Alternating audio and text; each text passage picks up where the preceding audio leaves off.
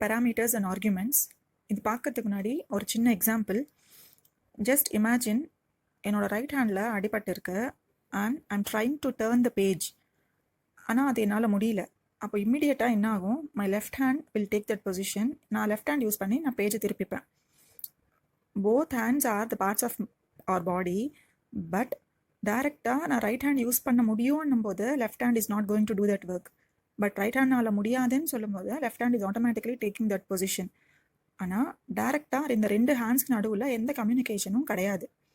But indirectly the brain plays the role and it passes the messages. அப்போது two பார்ட்ஸ்க்கு நடுவில் communication நடக்கணும்னா the brain has taken that role. அந்த மாதிரி ஒரு function remaining part of the ப்ரோக்ராமோட communicate பண்ணணும்னா or parameters are going to do that task. அதுதான் parameters are the variables in a function definition சொல்கிறோம். அண்ட் அந்த வேரியபிள்ஸ்க்கு கொடுக்க போகிற வேல்யூஸ் தான் நம்ம ஆர்குமெண்ட்ஸ்ன்னு சொல்கிறோம். So using these arguments or parameters ஃபங்க்ஷனுக்கும் the remaining part of the ப்ரோக்ராமுக்கும் நடுவில் கம்யூனிகேஷன் வில் பி எஸ்டாப்ளிஷ்ட்.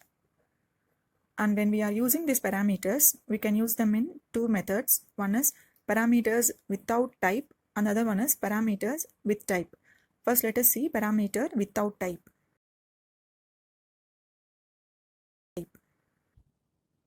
இங்கே நம்ம ஒரு ஃபங்க்ஷனை டிஃபைன் பண்ண போகிறோம். The name of the function is power, POW. ஃபங்க்ஷனோட டெஃபினிஷன் எழுத போகிறதுனால LET, that represents the function definition. POW represents the name of the function. A and B தான் நம்ம கொடுக்க போகிற ஆர்குமெண்ட்ஸ். அண்ட் இந்த REC என்ன ரெப்ரசென்ட் பண்ணுதுன்னா, this power function is going to be a recursive function. As we all know, a recursive function is nothing but a function which calls itself. இந்த function டெஃபினிஷனுக்குள்ளே மறுபடியும் நம்ம ஒரு பவர் ஃபங்க்ஷனை கால் பண்ணுறோன்னா it's going to be a recursive function. இந்த function work ஆகணும்னா அதுக்கான initial condition என்ன செக் பண்ணுறோன்னா, b should be a positive value. It should be greater than or equal to 0ன்றது ரெக்குவயர்மெண்ட். அது greater than or equal to 0வாக இருந்தால் மட்டும்தான் நம்மளால் இந்த பவர் ஃபங்க்ஷனை எக்ஸிக்யூட் பண்ணவே முடியும். ஸோ அதுதான் ரிக்வயர்ஸ்ன்னு சொல்கிறோம். நம்ம இந்த ரிக்வயர்ஸ் எழுதுறது தான் ப்ரீ கண்டிஷன் ஸ்பெசிஃபை பண்ணுறோம். அப்படி இருந்தால் பியோட value greater than or equal to 0வாக இருந்துச்சுன்னா இந்த ஃபங்க்ஷன் எக்ஸிக்யூட் ஆக போகுது. எக்ஸிக்யூட் ஆனதுக்கப்புறம் நம்மளுக்கு ரிட்டர்ன் வர போகிற வேல்யூ என்னென்னா a to the power of b. அதுதான் ரிட்டர்ன்ஸ். இந்த ஃபங்க்ஷன்லேருந்து ரிட்டர்ன் வர போகிற வேல்யூ என்னன்றது இங்கே ஸ்பெசிஃபை பண்ணுறோம். இதுதான் போஸ்ட் கண்டிஷனில் மென்ஷன் பண்ணியிருக்கோம்.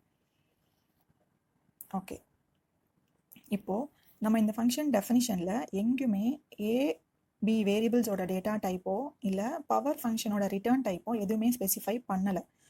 ஆனால் நம்ம இங்கே கம்பேர் பண்ணும்போது if b is equal to 0 then 1ன்னு சொல்கிறோம். ஸோ 1 ரிட்டர்ன் பண்ண போகுதுன்னா இந்த ஃபங்க்ஷனோட ரிட்டர்ன் டைப்பை இன்டிஜர்ன்றது புரியுது. அண்ட் பியோட வேல்யூ 0க்கு ஈக்குவலான்னு கம்பேர் பண்ணுறோம். ஸோ பியும் ஒரு இன்டிஜர் வேல்யூ தான்ன்றது இட்ஸ் அண்டர்ஸ்டுட்.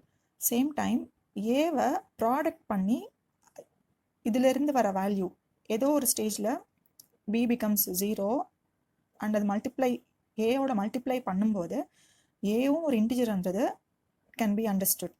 அப்போது எங்கேயுமே specify பண்ணாமலேயே the variable data types of the variables a and b and the return type of this function எல்லாமே is understood by certain compilers.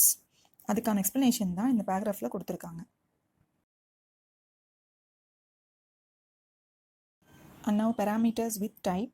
Just consider the same function definition which we have used for parameters without type, and few small corrections. Just have equal to here, and in the function definition la just change it as a into b minus 1, just a typing mistake. And what is the only difference we can observe here is we have mentioned the data type of the parameters. A is going to be an integer, b is going to be an integer, and the return type of this function is going to be an integer என்றது நம்ம எக்ஸ்பிளிசிட்டாக இங்கே specify பண்ணியிருக்கோம். அதுதான் parameter with type ன்னு சொல்கிறோம். So when we want to specify the data type of the variables, the parentheses are mandatory ன்னு சொல்கிறோம். So that should be enclosed within parenthesis. அதாவது அதான் டைப் அனோட்டேஷன் சொல்கிறோம். அது கண்டிப்பாக ஸ்பெசிஃபை பண்ணணுன்றது கிடையாது. Because even if you are not specifying, the compiler is going to understand. எப்போ நம்ம ஸ்பெசிஃபை பண்ணுறது ரிக்குவயர்மெண்ட் இருக்கும்னா, எனக்கு யூசருக்கு ஸ்பெசிஃபிக்காக ஒரு ரெக்குவயர்மெண்ட் இருக்குது. நான் 2 இன்டீஜர்ஸ் ஆட் பண்ணும்போது எனக்கு ரிசல்ட் ஃப்ளோட்டிங் பாயிண்ட் தான் வேணும், இல்லை நான் ஒரு ஃப்ளோட் அண்ட் இன்டீஜர் மல்டிப்ளை பண்ணும்போது எனக்கு ஃப்ளோட்டிங் பாயிண்டில் தான் ரிசல்ட் வரணும், அந்த மாதிரி ஸ்பெசிஃபிக் ரெக்குவயர்மெண்ட்ஸ் இருக்கும்போது இந்த டைப் அனோட்டேஷன்ஸ் யூஸ் பண்ணுறது that would be a best option. இந்த ரிமைனிங் பார்ட் நம்ம ஆல்ரெடி பார்த்தது தான். ஒரு ஃபங்க்ஷன் டிஃபைன் பண்ணணும்னா லெட் கீவேர்ட் யூஸ் பண்ணுறோம். அதுக்கு next it should be followed by the name of the function, then the arguments, and equal to சைனுக்கு அப்புறமா இருக்க போகிறது அந்த ஃபங்க்ஷனோட டெஃபினிஷனாக இருக்கும். See the syntax of the function definition. Let is the keyword, so first let, then என்னன்றது மட்டும்தான் இங்கே ஃபங்க்ஷனோடைய name. a1, a2, so on, an are going to be the parameters, and this fn function is going to be a recursive function, so we are specifying rec. If it is not a recursive function, I can just simply write let fn. That's what let rec and எழுதுறோம்னா it's going to be a recursive function. If it is not a recursive function, I can just use let. And the return value of this function is going to be k. அதுக்கான explanation கொடுத்திருக்கோம்.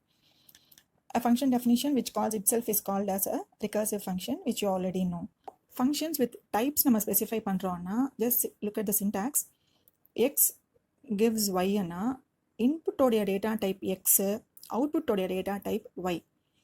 And x1, x2, y அப்படின்னா x1ன்றது ஒரு variable, அதோட data type x1, இது இன்னொரு variable, அதோட data type x2, and அது use பண்ணும்போது வர அவுட்புட்டோட டேட்டா டைப் y. ஸோ அந்த மாதிரி நமக்கு எத்தனை வேரியபிள்ஸ் இருந்தாலும் ஒவ்வொரு வேரியபிளும் ஒவ்வொரு டேட்டா டைப்பில் இருந்தாலும் அதை ஸ்பெசிஃபை பண்ணிக்கிட்டே வரலாம். அவுட்புட் எனக்கு எந்த மாதிரி டேட்டா டைப்பில் வேணுன்றதும் ஐ கேன் ஸ்பெசிஃபை. அதுக்கான எக்ஸ்ப்ளனேஷன் கொடுத்துருக்காங்க, just have a look. And all the functions are static definitions. There is no dynamic function definition. எப்போவுமே நம்ம ஒரு ஃபங்க்ஷன் டிஃபைன் பண்ணுறோன்னா அதுக்கு எந்த மாதிரி இன்புட் கொடுத்தா எந்த மாதிரி டெஃபினேஷன் எக்ஸிக்யூட் பண்ணணுன்றது முன்னாடியே டிஃபைன் பண்ணியிருக்கணும். there is no question of dynamic function definitions. நம்ம ஆர்குமெண்ட் கொடுத்ததுக்கப்புறம் டைனமிக்காக ஒரு ஃபங்க்ஷனை க்ரியேட் பண்ணுறது இட்ஸ் நாட் பாசிபிள்.